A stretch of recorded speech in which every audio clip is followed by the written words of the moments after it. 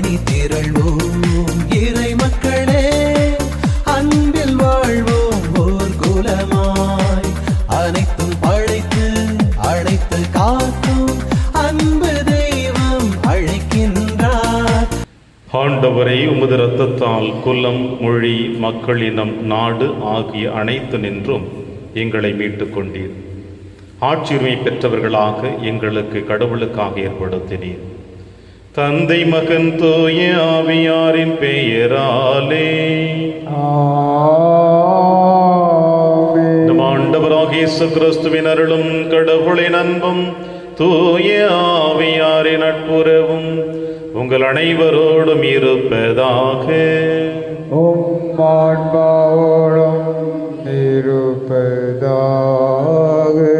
கிறிஸ்து இயேசுவில் எனக்கு பிரியமான அன்புமிக்க சகோதர சகோதரிகளே, வெள்ளிக்கிழமை ஆண்டவர் இயேசு கிறிஸ்துடைய பாடுகளின் மரணத்தை தியானிக்கவும், நம்முடைய வார்த்தைகளினால், நம்முடைய தவறான சிந்தனைகளினால், நம்முடைய தீய எண்ணங்களினால், தீய செயல்பாடுகளினால் மீண்டுமாய் அவரை சிலுவையில் அறைந்த தருணத்திற்காக மனம் வருந்துவோம். குத்தி திறக்கப்பட்ட விழாவிலிருந்து வழிதோடி வந்த அந்த திரு ரத்தம் நம் அனைவருடைய பாவங்களை கழுவி நம்மை அவருடைய அன்பின் குழந்தைகளாக என்று வழிநடத்த வேண்டும் என்று இந்த திருப்பலியிலே நாம் தொடர்ந்து ஜெபிப்போம். திருப்பலி ஒப்பு கொடுக்க தகுதி பெறும் நம்முடைய பாவங்களை ஏற்று மனம் வருந்துவோம். இறைவனின் மன்னிப்பை பெறுவோம். இல்லாமல்ல இறைவனிடமும் சகோதர சகோதரிகளே, உங்களிடமும் நான் பாவியினை ஏற்றுக்கொள்கின்றேன். ஏனெனில் என் சிந்தனையாலும் சொல்லாலும் செயலாலும் கடமையில் தவறியதாலும் பாவங்கள் பல செய்தேன். என் பாவமே, என் பாவமே, என் பெரும் பாவமே. ஆகையால் எப்போதும் கன்னியான புனித மரியாவையும் வானு தூதர் புனிதர் அனைவரையும், சகோதர சகோதரிகளே உங்களையும் நம் இறைவனாகிய ஆண்டவரிடம் எனக்காக வேண்டிக் கொள்ள மன்றாடுகின்றேன். இல்லாமல்ல இறைவன் நம் மீது இரக்கம் வைத்து நம் பாவங்களை மன்னித்து நம்மை நிலை வாழ்விற்கு அழைத்து செல்வாராக. ஆமென். ஆண்டவரே இரக்கமாயிரும். ஆண்டவரே இரக்கமாயிரும். கிறிஸ்துவே இரக்கமாயிரும். கிறிஸ்துவே இரக்கமாயிரும். ஆண்டவரே இரக்கமாயிரும். ஆண்டவரே இரக்கமாயிரும். மன்றாடுவோமாக. இறைவா, உம்முடைய திருமகனின் உயர் மதிப்புள்ள திரு ரத்தத்தால் மனித இனம் அனைத்தையும் மீட்டருளி உள்ளே உமது இரக்க செயலை எங்களில் திறக்க செய்து இவ்வாறு எங்கள் மீட்பின் மறைபொருளை நாங்கள் இடையராது நினைவில் கொண்டு அதன் பயனை அடைய தகுதி பெறுவோமாக. உம்மோடும் தூய ஆவியாரின் ஒன்றைப்பில் இறைவனாய் என்றென்றும் வாழ்ந்து ஆட்சி செய்கிற எங்கள் ஆண்டவர் இயேசு கிறிஸ்து வழியாக உம்மை மன்றாடுகின்றோம். மோசே வழியாக திருச்சட்டம் அருளப்படுகிறது. விடுதலை பயண நூலிலிருந்து வாசகம். பிரிவு 20 உட்பிரிவு 1-17 முடிய. கடவுள் அருளிய வார்த்தைகள் இவையே. நானே உன் கடவுளாகிய ஆண்டவர். அடிமை வீடாகிய எகிப்து நாட்டினின்று உன்னை வெளியேற செய்தவர். என்னை தவிர வேறு தெய்வங்கள் உனக்கு இருத்தல் ஆகாது. மேலே விண்வெளியில், கீழே மண்ணுலகில், பூமிக்கடியில் நீர்த்திரள்களில் உள்ள யாதொன்றின் சிலையையோ ஓவியத்தையோ நீ உருவாக்க வேண்டாம். நீ அவைகளை வழிபடவோ அவற்றிற்கு பணிவிடை புரியவோ வேண்டாம். ஏனெனில் உன் கடவுளும் ஆண்டோருமாகிய நான் இதை சகித்து கொள்ள மாட்டேன். என்னை புறக்கணிக்கும் மூதாதையரின் பாவங்களை பிள்ளைகள் மேல் 3ஆம் 4ஆம் தலைமுறை மட்டும் தண்டித்து தீர்ப்பேன். மாறாக என் மீது அன்பு கூர்ந்து என் விதிமுறைகளை கடைபிடிப்போருக்கு 1000 தலைமுறைக்கும் பேரன்பு காட்டுவேன். உன் கடவுளாகிய ஆண்டவரின் பெயரை வீணாக பயன்படுத்தாதே. ஏனெனில் தம் பெயரை வீணாக பயன்படுத்துபவரை ஆண்டவர் தண்டியாது விடார். ஓய்வு நாளை தூயதாக கடைபிடிப்பதில் கருத்தாயிரு. 6 நாள்கள் நீ உழைத்து உன் அனைத்து வேலையையும் செய்வாய். ஏழாம் நாளோ உன் கடவுளாகிய ஆண்டவருக்கான ஓய்வு நாள்.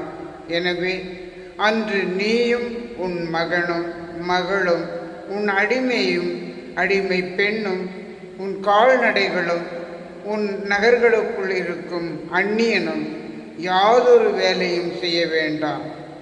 ஏனெனில் ஆண்டவர் 6 நாள்களில் விண்ணுலகையும் மண்ணுலகையும் கடலையும் அவற்றிலுள்ள அனைத்தையும் படைத்து 7ஆம் நாளில் ஓய்ந்திருந்தார். இவ்வாறு ஆண்டவர் ஓய்வு நாளுக்கு ஆசி வழங்கி அதனை புனிதப்படுத்தினார்.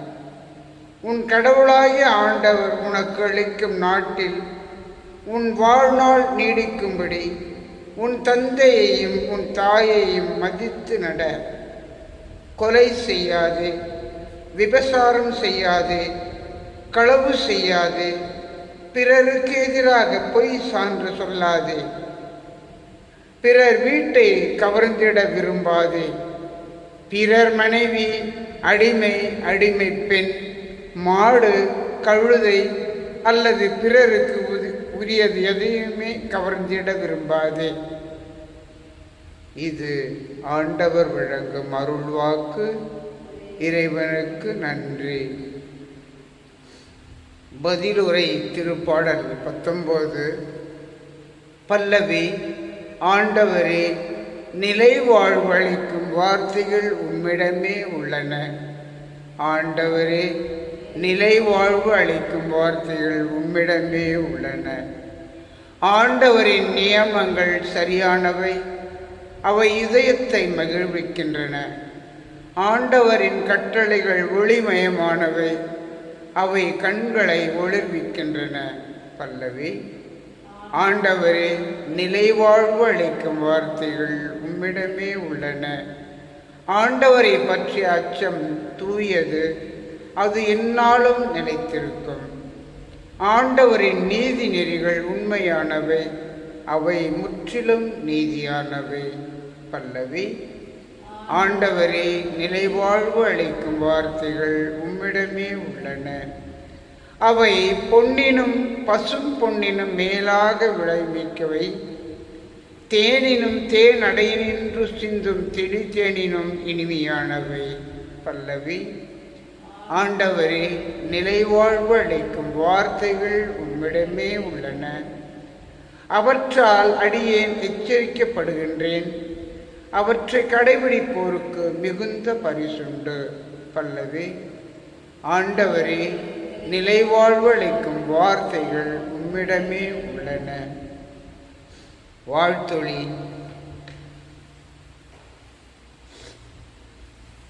அல்லேலூயா, அல்லேலூயா. சீரிய நல் உள்ளத்தோடு வார்த்தையை கேட்டு அதை காத்து மன உறுதியுடன் பலன் தருபவர் பேறு பெற்றோர். அல்லேலூயா. ஆண்டவர் உங்களோடு இருப்பாராக.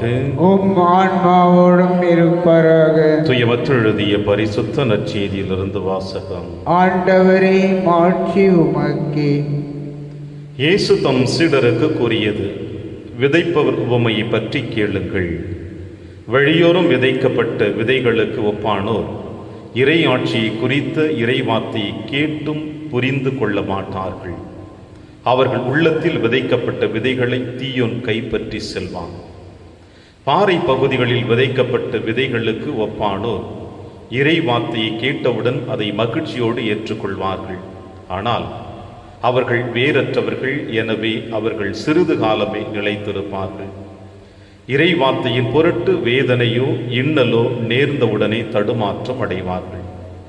முட்செடிகளுக்கு இடையில் விழுந்த விதைகளுக்கு ஒப்பானோ இறை வார்த்தையை கேட்டும் உலக கவலையும் செல்வ மாயும் அவ்வார்த்தையை நெருக்கி விடுவதால் பயன் அளிக்க மாட்டார்கள். நல்ல நிலத்தில் விதைக்கப்பட்ட விதைகளுக்கு ஒப்பானோ இறை வார்த்தையை கேட்டு புரிந்து கொள்வார்கள். இவர்களுள் சிலர் 100 மடங்காகவும், சிலர் 60 மடங்காகவும், சிலர் 30 மடங்காகவும் பயனளிப்பார்கள். ஆண்டவரின் அருள்வாக்கு. கிறிஸ்துவே, உமக்கு புகழ்.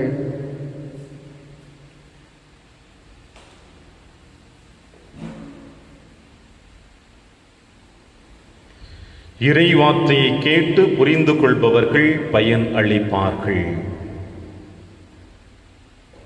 கிறிஸ்துவில் பிரியமான அன்புமிக்க சகோதர சகோதரிகளே,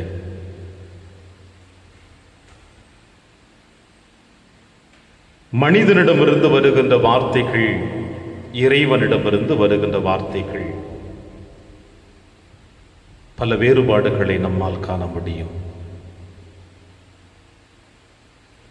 மனிதனிடமிருந்து வருபவது அலங்கரிக்கப்பட்டது, ஆசைகளை உண்டாக்கக்கூடியது, எதிர்பார்ப்புகளை உண்டாக்கக்கூடியது, இறுதியிலே அழிவுக்கு அழைத்து செல்லக்கூடியது.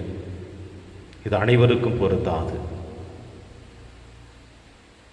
ஆனால் இறை வார்த்தை என்பது எந்த சூழ்நிலையிலும் எந்த நேரத்திலும் வாழ்வு ஒன்று மட்டும்தான் கொடுக்கும், ஆறுதல் ஒன்று மட்டும்தான் கொடுக்கும், மன்னிப்பை மட்டும்தான் கொடுக்கும், அரவணைப்பு மட்டும்தான் கொடுக்கும்.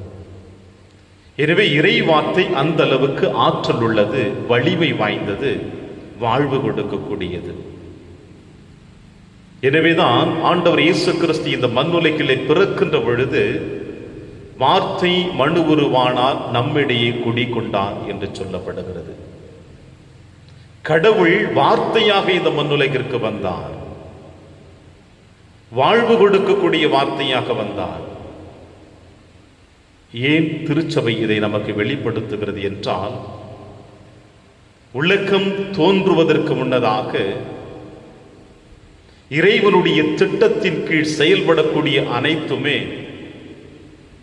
அவருடைய ஒற்றை வார்த்தையினால் உருவாக்கப்பட்டது. ஒளி உண்டாக்குக, ஒரே ஒரு வார்த்தை, ஒளி இந்த உலகத்தை ஆட்கொள்ள ஆரம்பித்தது. இப்படி ஆண்டவருடைய வார்த்தையினால் ஒவ்வொன்றும் இந்த மண்ணுலகிலே உருவாக்கப்படுகின்ற பொழுது இறைவனுடைய உள்ளத்தின் ஆழத்திலிருந்து எழுந்து வருகின்ற வார்த்தைகள் வாழ்வு தரக்கூடியதாக இருந்து கொண்டிருக்கின்றது. எனவே ஆண்டவர் இயேசு கிறிஸ்து இந்த மண்ணுலகிலே 3 ஆண்டுகள் இறையாட்சி பணிக்காக தன்னை ஈடுபடுத்திக் கொள்ளுகின்ற பொழுது புதுமைகளை மக்களுக்கு கொடுத்தாலும், புதுமைகளின் வழியாக மக்களை தன் பக்கம் அவர் கவனத்தை அழைத்து வந்தாலும், எல்லாவற்றையும் விட தன் வார்த்தை அவருடைய இந்த 3 ஆண்டுகளிலே அதிகம் மக்களை ஆட்கொள்ள ஆரம்பித்தது. செல்லுமிடமெல்லாம் தன்னுடைய ஆக்கப்பூர்வமான வார்த்தைகளை பேச ஆரம்பித்தார். உயிரோட்டமுள்ள வார்த்தைகளை மக்களோடு பகிர்ந்து கொண்டார். அவருடைய உள்ளத்தின் ஆழத்தில் எழுந்திருக்கின்ற, உருவாக்கப்பட்டிருக்கின்ற, காயப்பட்டிருக்கின்ற இதயங்களுக்கு தன் வார்த்தையின் வழியாக மருந்திட ஆரம்பித்தார். இப்படி தேடி வந்த பிள்ளைகளையும் தான் தேடி சென்ற ஒவ்வொரு பிள்ளைகளுக்கும் தன்னுடைய வார்த்தைகளின் வழியாக காயங்களை குணப்படுத்தி அவர்களை தன் கரத்தினால் பிடித்து இறையாட்சியினுடைய அந்த அரசவைக்கு அழைத்து செல்ல ஆரம்பித்தார்.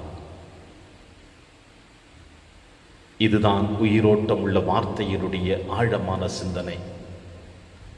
இப்படி இந்த வார்த்தையை உள்வாங்குகிறவர்கள் 100 மடங்கு, 60 மடங்கு, 30 மடங்கு கொடுப்பார்கள். இந்த வார்த்தைகளை உள்வாங்காதவர்கள் காய்ந்து போய் விடுவார்கள், காணாமல் போய் விடுவார்கள், நெரிக்கப்பட்டு விடுவார்கள் என்று பாறை நிலம், வழியோரத்து நிலம், முற்செடிகளின் நிலம் என்று தெளிவாக சொல்லுகிறார். ஆண்டவர் இயேசு கிறிஸ்துவினுடைய 3 ஆண்டுகளிலே மக்களுக்கு போதித்த போதனைகளிலே பல உவமைகளை எடுத்து சொல்லுவார். எத்தனையோ உவமைகளை சொல்லியிருக்கிறார். ஆனால் எல்லா உவமைகளையும் விட இந்த ஒரு உவமைக்கு மட்டும்தான் தன் சீடர்களுக்கு விளக்கத்தை தெளிவாக சொல்லி இருக்கின்றார். பாறை நிலத்தில் விழுந்தால் ஏன் அது பலனை தர முடியாது? வழியோரத்தில் விழுந்தால் அது ஏன் பலன் தர முடியாது? முற்செடிகளின் நடுவே விழுந்தால் அது ஏன் பலன் தர முடியாது என்பதை தெளிவாக ஆண்டவர் இயேசு கிறிஸ்து இன்றைய நற்செய்தி வாசகத்தின் வழியாக நமக்கு சொல்லிவிட்டார். சிந்திக்க வேண்டியது நம்முடைய கடமை. இறை வார்த்தை என்பது பல நேரங்களிலே நாம் சிந்திப்பது இல்லை, அந்த வார்த்தைகளுக்கு நாம் முக்கியத்துவம் கொடுப்பதில்லை. ஒரு குருவானவர் இவ்வாறு சொல்லுகிறார் தன்னுடைய புத்தகத்தில். தன்னுடைய பணி வாழ்விலே மக்களுக்கு இறை வார்த்தையை போதித்துக் கொண்டிருக்கிற பொழுது ஒரு வீட்டிற்கு சென்று அந்த வீட்டிலே வேதத்தை பற்றியும் திருவிவிலியத்தை பற்றியும் பேசிக் கொண்டிருந்தாராம். அப்பொழுது அந்த குடும்பத்தில் இருக்கின்ற ஒரு குழந்தை சொன்னதாம், ஃபாதர், எனக்கு பைபிள் நல்லா தெரியும் ஃபாதர் அப்படின்னு சொன்னது. அந்த தந்தை மிகவும் சந்தோஷப்பட்டிருக்கின்றார்.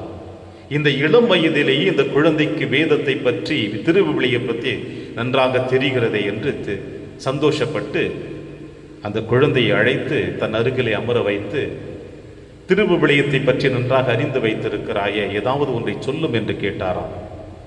அப்பொழுது குழந்தை சொன்னதான், ஃபாதர், எங்கள் வீட்டில் இருக்கிற பைபிளில் எங்கள் வீட்டு ரேஷன் கார்டு இருக்கும், எங்கள் அப்பாவுக்கு ஆதார் கார்டு இருக்கும், எங்கள் பாட்டித்து மெடிக்கல் ரிப்போர்ட் இருக்கும். எதெல்லாம் எங்கெங்கே வைக்க வேண்டும் அதெல்லாம் விட்டுட்டு இதெல்லாம் பாதுகாப்பாக விவிலியத்தில் மட்டும்தான் வச்சுருப்பாங்க எடுத்துக்கிறதுக்கு அப்படின்னு சொல்லுதான்.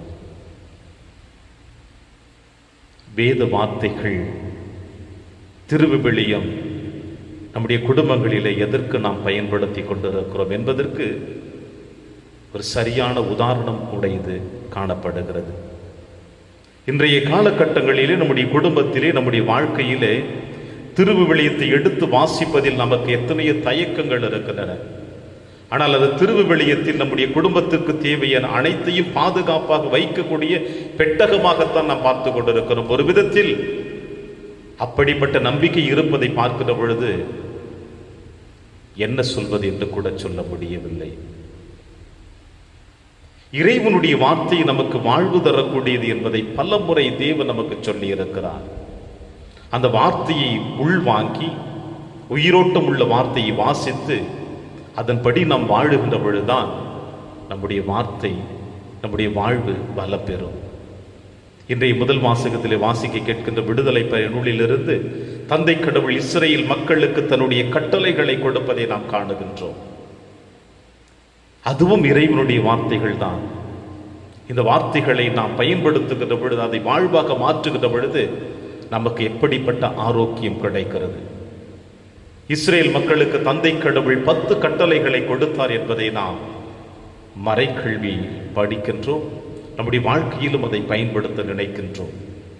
முதல் 3 கட்டளைகள் இறைவனுக்குரிய சம்பந்தப்பட்டதாக இருக்கிறது. அடுத்த 7 கட்டளைகள் மனிதனுடைய வாழ்க்கைக்கு சம்பந்தப்பட்டதாக இருக்கிறது. ஒரு ஆறு என்று சொல்லுகிற பொழுது அந்த ஆற்றுக்கு 2 கரைகள் இருக்கின்றன. அந்த 2 கரைகளுக்குள் கட்டுப்பாட்டுக்குள் ஓடுகின்ற ஆறுகள் தான் கடலில் தன்னுடைய இலக்கை நோக்கி பயணித்து கலந்து கொண்டிருக்கின்றது. மனிதர்களாகிய நீங்களும் நானும் தந்தை கடவுள் என்று இஸ்ரேல் மக்களுக்கு கொடுத்திருக்கிற அந்த கட்டளைகளை, இறைவனுக்குரியதும் இறைவனுக்கும் மனிதனுக்குரியதும் மனிதனுக்கும், இந்த 2 கரைகளுக்குள்ளே நீங்களும் நானும் கடந்து சென்றோம் என்றால் இறைவன் என்கின்ற கடவுள் என்கின்ற விண்ணகம் என்கின்ற அந்த இலக்கை நோக்கி நாம் பயணிக்க முடியும். அப்படி இந்த 2 கரைகளுக்கும் மத்தியிலே ஓடாமல் காட்டாற்று வெள்ளம் போல தான் தோன்றித்தனமாக இந்த உலகத்தில் எத்தனை மூலையிலும் ஓடுகிறதோ செல்லுகின்ற எல்லாம் அழிவை கொடுத்து கொண்டே இலக்கை அடையாமல் பாதியிலே தன்னுடைய அழிவை நிறுத்தி கொள்ளும் காட்டாற்று வெள்ளம். அதுபோலத்தான் நாமும் பல நேரங்களில் நம்முடைய நாட்களை கடந்து சென்று கொண்டே இருக்கின்றோம். இறைவன் கொடுத்த வார்த்தையை நம்முடைய வாழ்வாக்க பயன்படுத்துவோம். அப்பொழுது நாம் வாழ்க்கையிலே வெற்றி பெறுவோம். இறையாட்சியினுடைய நாம் நுழைய வாய்ப்பு கொடுக்கப்படுகிறது. அந்த வாய்ப்பு இறை வார்த்தை ஒன்று மட்டுமே. வாசிப்போம், வாழுவோம், இறைவனோடு பயணிப்போம். இறைவன் உங்களையும் என்னையும் நிறைவாக ஆசீர்வதிப்பார். ஆமென்.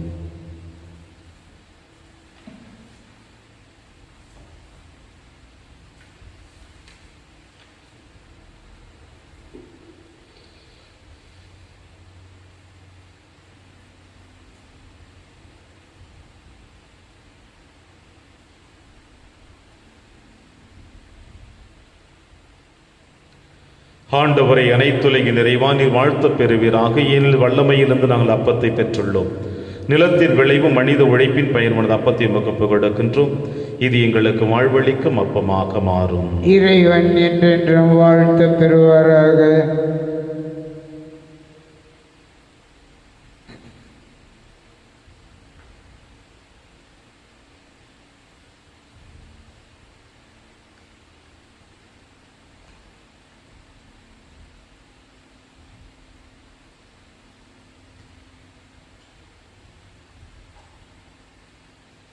ஆண்டவரை அனைத்துலகின் நிறைவா நீர் வாழ்த்த பெறுவீராக. ஏனெனில் வல்லமையிலிருந்து நாங்கள் ரசத்தை பெற்றுள்ளோம். திராட்சை செடியும் மனித உழைப்பின் பயனுமான ரசத்தை முகப்பு கொடுக்கின்றோம். இது எங்கள் ஆன்மீக பானமாக மாறும். இறைவன் என்றென்றும் வாழ்த்த பெறுவாராக.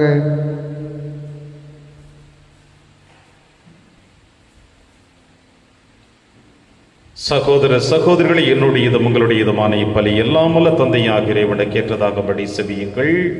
ஆண்டவர் தமது பெயரின் புகழ்ச்சிக்காகவும் மாட்சிக்காகவும் நமது நன்மைக்காகவும் புனித திரு அவை அனைத்தின் நலனுக்காகவும் உமது கையிலிருந்து இப்பலியை ஏற்றுக்கொள்வாராக. ஆண்டவரே, மாண்புக்குரிய உமது திருமுன் எங்கள் காணிக்கைகளை படைத்துள்ளோம். புதிய உடன்படிக்கையின் இணைப்பாளராகிய இயேசுவிடம் நாங்கள் மறைநீர்கள் வழியாக வந்தடையவும் எம் மீது தெளிக்கப்பட்ட அவருடைய மீட்பளிக்கும் இரத்தத்தால் புதுப்பிக்க பெறவும் அருள்வீராக. எங்கள் ஆண்டவராகிய கிறிஸ்து வழியாக உம்மை மன்றாடுகின்றோம். ஆண்டவர்களோடு இருப்பாராக. ஆன்மாவோடும் இருப்பாராக. இதயங்களை மேலே எழுப்புங்கள். ஆண்டவரிடம் எழுப்பி நம் இறைவனாகிய ஆண்டவருக்கு நன்றி கூறுவோம். அது தகுதியும் நீதியுமானது. ஆண்டவரே, தூயவரான தந்தையை என்றும் உள்ள எல்லாம் உள்ள இறைவா, என்னாலும் எவ்விடத்திலும் நாங்கள் அவருக்கு நன்றி செலுத்துவது மெய்யாகவே தகுதியும் நீதியுமாகும், எங்கள் கடமையும் மீட்புக்குரிய செயலுமாகும். ஏனெனில் உம் திருமகனின் மீட்பளிக்கும் பாடுகளினால் உலகம் அனைத்தும் நல்லுணர்வு பெறுகின்றது. உமது மாண்பை அறிக்கையிடுகின்றது. சிலுவையில் வியத்தகு வலிமையினால் உலகத்தின் மீது தீர்ப்பும் சிலுவையில் அறையுண்டவரின் அதிகாரமும் விளங்குகின்றன. ஆகவே ஆண்டவரை, வானக தூதர் புனிதர் அனைவரோடும் நாங்களும் சேர்ந்து உம்மை அறிக்கையிட்டு அக்களிப்புடன் சொல்லுவதாவது: தூயவர் தூயவர் தூயவர், வான்படைகளின் கடவுளாம் ஆண்டவர். விண்ணகமும் மன்னகமும் உமது ஆட்சியால் நிறைந்துள்ளன. உன்னதங்களிலே ஓசன்னா. ஆண்டவர் பெயரால் வருகிறவர் ஆசி பெற்றவர். உன்னதங்களிலே ஓசன்னா. ஆண்டவரே, நீர் மெய்யாகவே தூயவர். தூய்மை அனைத்திற்கும் முற்றாகவே உம்முடைய ஆவியை பொழிந்து இக்காணிக்கைகளை தூய்மைப்படுத்த உம்மை வேண்டுகிறோம். இவ்வாறு எங்கள் ஆண்டவர் இயேசு கிறிஸ்துவின் உடலும் இரத்தமுமாக எங்களுக்கு இவை மாறுவனவாக. அவர் பாடுபட உணம் கணிந்து தம்மை கையளித்தவது அப்பத்தை எடுத்து நன்றி செலுத்தி அதை பிட்டு தம் சீடருக்கு அளித்து அவர் கூறியதாவது: அனைவரும் இதிலிருந்து பெற்று உண்ணுங்கள், ஏனெனில் இது உங்களுக்காக கையளிக்கப்படும் என் உடல்.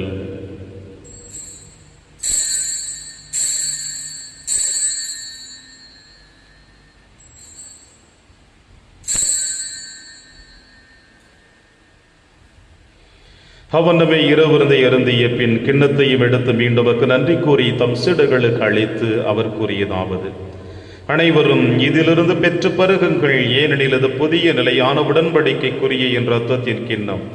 இது பாவ மன்னிப்புக்கென்று உங்களுக்காகவும் பலருக்காகவும் சிந்தப்படும். இதை என் நினைவாக செய்யுங்கள்.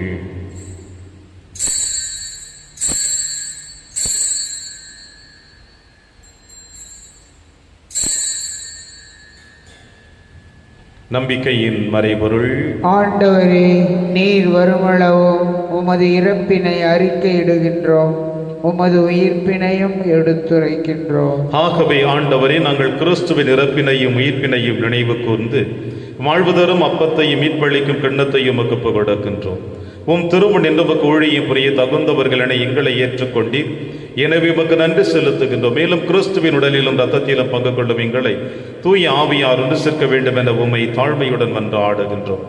ஆண்டவரை, உலகெங்கு பரவி இருக்கும் திரு அவை நினைவு கூர்ந்தருளும். எங்கள் திரு தந்தை பிரான்சிஸ், எங்கள் ஆயர் ஆண்டனி சுவாமி, எல்லா திருநிலையர் ஆகிய அனைவரோடும் உமது திரு அவை அன்பில் நிறைவு பெற செய்தருளும். மேலும் உயிர்த்தெழும் எதிர்நோக்குடன் துயிர்கொள்ளும் எங்கள் சகோதர சகோதரிகளையும் இறந்தோர் அனைவரையும் இரக்கத்துடன் நினைவுக்கு திருமுகொழியில் ஏற்றருளும். எங்கள் அனைவர் மீதும் இரக்கமாயிரும். கடவுளின் கண்ணி தாயான புனித மரியா, அவருடைய கணவரான புனித யோசேப்பு, புனித திருத்தூதர்கள், புனித பிரான்சிஸ் சேவேரியார், புனித கஸ்பார் மற்றும் இவ்வுலகிலும் மகுந்தவராயிருந்தாகிய புனிதர் அனைவருடனும் நாங்கள் நிலைவாழ்வில் பங்கு கொள்ளும் தகுதி பெற்று உம் திருமகன் இயேசு கிறிஸ்து வழியாக உம்மை புகழ்ந்தேத்தும் வரம்பருள உம்மை மன்றாடுகின்றோம்.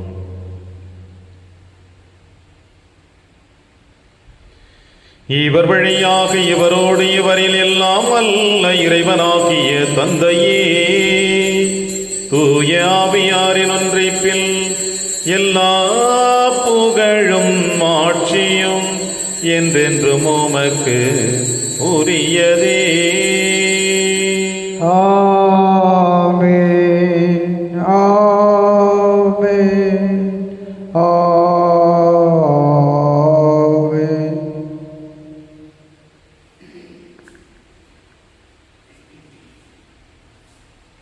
மீட்பரின் கட்டளையால் கற்பிக்கப்பட்டு இறை படிப்பினையால் பயிற்சி பெற்ற நாம் அனைவரும் துணிந்து சொல்வோம். விண்ணுலகில் இருக்கிற எங்கள் தந்தையே, உமது பெயர் தூயது என போற்ற பெறுக. உமது ஆட்சி வருக. உமது திருவுளம் விண்ணுலகில் நிறைவேறுவது போல மண்ணுலகிலும் நிறைவேறுக. எங்கள் அன்றாட உணவை இன்று எங்களுக்கு தாரும். எங்களுக்கு எதிராக குற்றம் செய்வோரை நாங்கள் மன்னிப்பது போல எங்கள் குற்றங்களை மன்னியும். எங்களை சோதனைக்கு உட்படுத்தாதேயும், தீமையிலிருந்து எங்களை விடுவித்தருளும். ஆண்டவரை, தீமை அனைத்திலும் இருந்து எங்களை விடுவித்து எங்கள் வாழ்நாளில் அமைதியை கனிவுடன் அருளவை மன்றாடுகிறோம். உமது இரக்கத்தின் உதவியால் நாங்கள் பாவத்திலிருந்து எப்பொழுதும் விடுதலை பெற்று யாதொரு கலக்கமும் இன்றி நலமாய் இருப்போமாக. நாங்கள் எதிர்நோக்கி இருக்கும் பேரின்பத்திற்காகவும் மீட்பராக இயேசு கிறிஸ்து வருகைக்காகவும் காத்திருக்கின்றோம். ஏனெனில் ஆட்சியும் வல்லமையும் ஆட்சியும் என்றென்றும் உமது. ஆண்டவரை இயேசு கிறிஸ்துவே, அமைதியை உங்களுக்கு விட்டுச் செல்கிறேன், அமைதியை உங்களுக்கு அளிக்கிறேன் என்று உம் திருத்துதர்களுக்கு விடுதீரேன். எங்கள் பாவங்களை பாராமல் திரு அவையின் நம்பிக்கையை கண்ணோக்கி உமது திருவுளத்திற்கேற்பதற்கு அமைதியை முற்றுமை அளித்தொள்வீராக. என்று வாழ்ந்து ஆட்சி செய்கின்றவர் நீரே. ஆமென். ஆண்டவருடைய அமைதி உங்கள் அனைவரோடும் என்று இருப்பதாக, உம் ஆன்மாவோடும் இருப்பதாக. ஒருவருக்கொருவர் உறவின் வாழ்த்தை அறிவித்து மகிழ்வோம். சமாதானம். உலகின் பாவங்களை போக்கும் இரக்கமாயிரம். உலகின் பாவங்களை போக்கும் இறைவனின் செம்மறியே, எங்கள் மேல் இரக்கமாயிரம். உலகின் பாவங்களை போக்கும் இறைவனின் செம்மறியே, எங்களுக்கு அமைதியை அளித்தருளும். இதோ இறைவனின் செம்மறி, இவரே நம் அனைவரின் பாவங்களை போக்குகின்றவர். செம்மறியின் விருந்திற்கு அழைக்க பெற்ற நாம் அனைவரும் பேறு பெற்றோர். ஆண்டவரே, நீர் என் இல்லத்தில் எழுந்தருள நான் தகுதியற்றவன். ஆனால் ஒரு வார்த்தை மட்டும் சொல்லி அருளும், எனது ஆன்மா நலம் அடையும். கிறிஸ்துவின் திருவுடலும் திருத்தும் காத்து நமக்கு நிலையான வாழ்வளிப்பதாக. ஆமென்.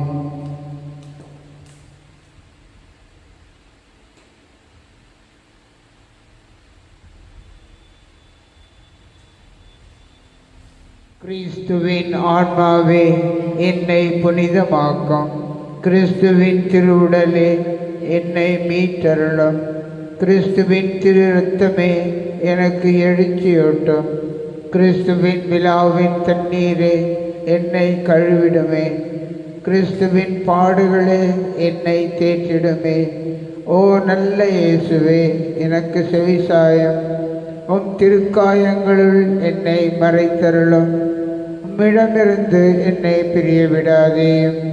தீய பகைவரிடமிருந்து என்னை காத்தருளும். எனது இறப்பின் வேளையில் என்னை அழைத்தருளும். உம்மிடம் வர எனக்கு கட்டளையிட்டருளும்.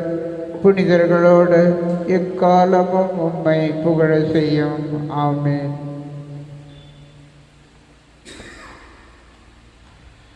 நாம் போற்றும் திருக்குன்னம் கிறிஸ்துவின் இரத்தத்தில் பங்கு கொள்ளுதலாகும். நாம் பிடும் அப்பம் கிறிஸ்துவின் உடலில் பங்கு கொள்ளுதலாகும்.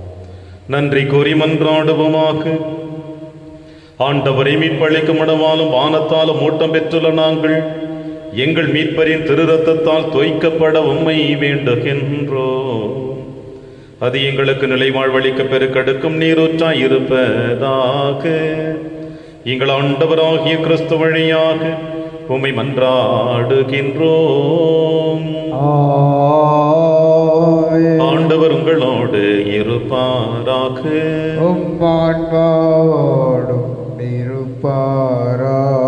எல்லாம் வல்ல இறைவன் தந்தை மகன் தூயாவியார் உங்கள் அனைவரையும் நிறைவாக ஆசீர்வதிப்பாராக.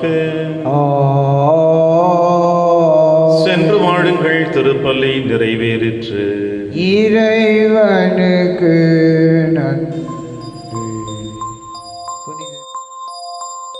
இயேசுவின் இருதயமே என்றும் இறங்கிடும் அருள்மயமே, உந்தன் ஆசியும் அருளும் சேர்ந்து வந்தால் எங்கள் ஆனந்தம் நிலை பெறுமே.